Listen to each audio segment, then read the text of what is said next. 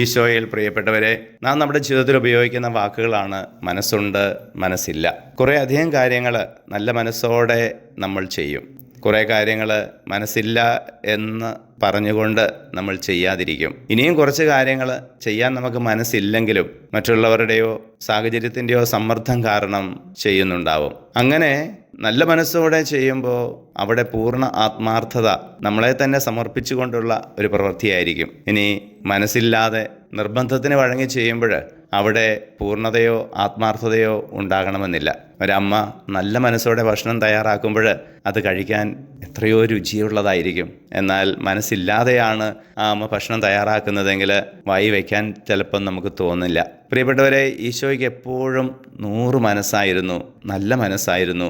മറ്റുള്ളവരുടെ ആവശ്യങ്ങളിൽ ഓടിയെത്തുക, അവരെ ശുശ്രൂഷിക്കുക. ആ ഒരു മനസ്സ് നമുക്കും ഉണ്ടാകട്ടെ. ഇഷ്ടമില്ലെങ്കിൽ പോലും ഈശോയെ പ്രതി നല്ല മനസ്സോടെ എല്ലാം ചെയ്യാൻ നമുക്ക് സാധിക്കട്ടെ. ഈശോയെ ഞങ്ങളെ അനുഗ്രഹിക്കണമേ, ഇപ്പോഴും എപ്പോഴും എന്നേക്കും. ആമേൻ.